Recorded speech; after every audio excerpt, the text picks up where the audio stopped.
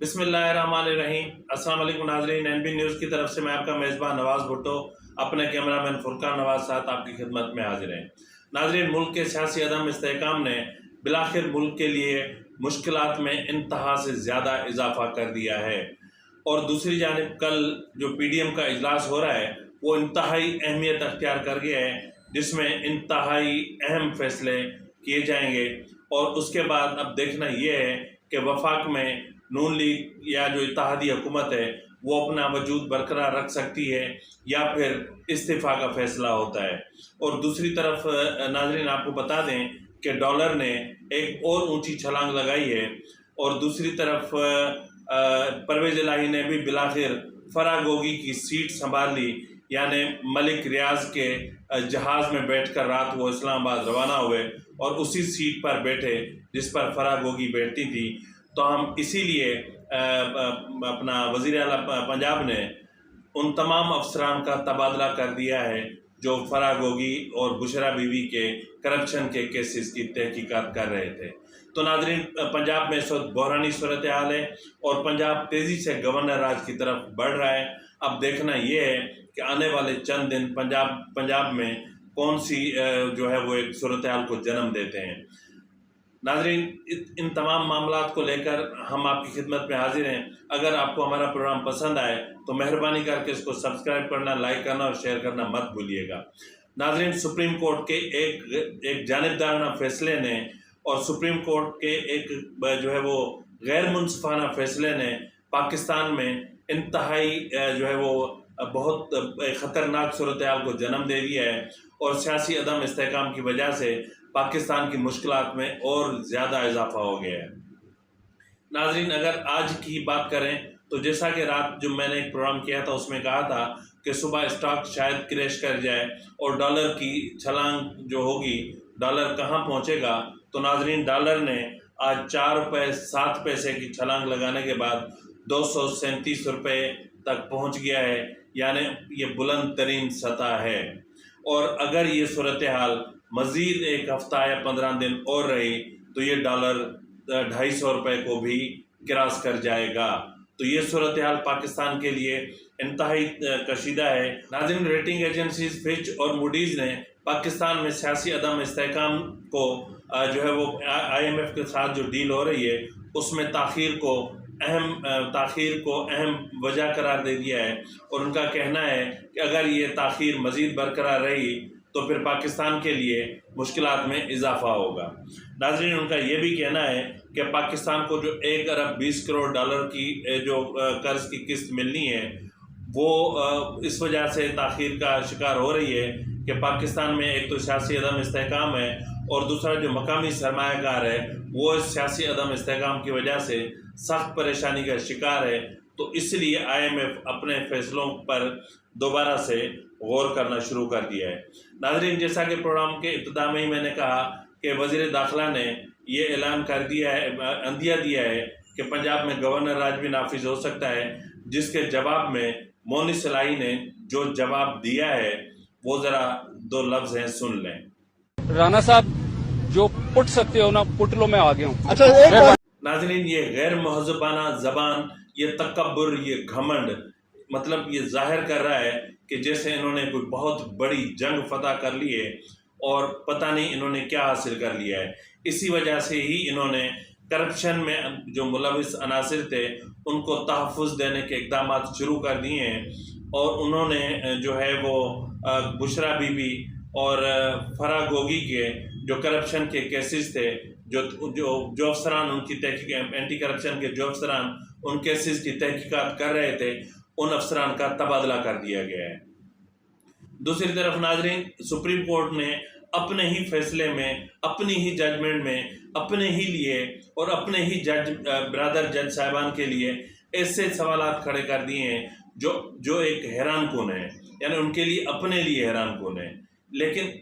اب سوال یہ پیدا ہوتا ہے کہ اب یہ جج صاحبان اپنا فیصلہ ریورس تو کر نہیں سکتے، تاہم اب ان کو اسی داغ کے ساتھ جینا پڑے گا کہ انہوں نے ایک ایسا غیر منصفانہ فیصلہ کیا تھا جو پاکستان کی عدلیہ کی تاریخ پر ایک اور بدنما دھبا ہے۔ ناظرین، جیسا کہ chief justice justice Umar Ata Bandial जो है वो अनकरीब रिटायर हो रहे हैं, तो शायद उन्होंने सोचा होगा कि रिटायरमेंट के बाद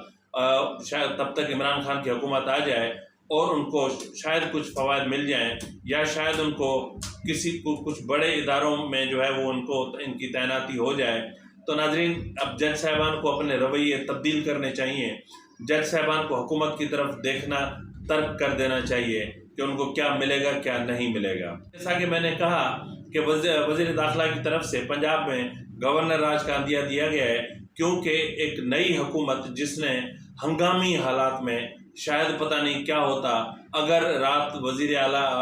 परवेज़ इलाही हलफ न लेते तो आज सुबह तक तो पता नहीं पंजाब टूट जाना था, या पता नहीं क्या हो जाना था कि 2 बजे ईवान सदर में हलफ बर्दारी की तकरीब हुई। तो नाजरीन, बहुत सारी चीज़ें हैं जो इंतहाई अफसोसनाक हैं। और नाजरीन, जैसा कि मैंने कहा कि परवेज़ इलाही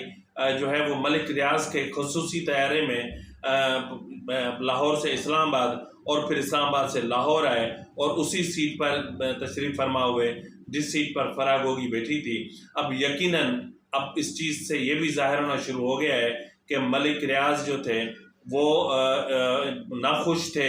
हमजा शहबाज की हुकूमत से, इसलिए कि उनको जो मराहत या जो फ़वाद चाहिए थे वो उनके लिए मिलना बहुत मुश्किल था। तो इसलिए उन्होंने परवेज़ इलाही पर इन्वेस्टमेंट की और उस इन्वेस्टमेंट के नतीजे में अब पंजाब में उनके जितने भी मामलात या मसाइल या जितने भी उनके प्रोजेक्ट्स जो इल्तबा का शिकार हैं, अब उन पर असर नो काम शुरू हो जाएगा। तो नाज़रीन, मलिक रियाज की ये आदत है कि उनको वो जानते हैं, वो उन्होंने बरमला अपने जो है वो एक इंटरव्यू में कहा था कि मुझे फ़ाइलों को पहिए लगाना आते हैं। अब उन्होंने ये भी सीख लिया है कि फ़ाइलों को पहिए नहीं पर भी लगते हैं। अब उन्होंने फाइलों को पर लगाना भी सीख लिया है।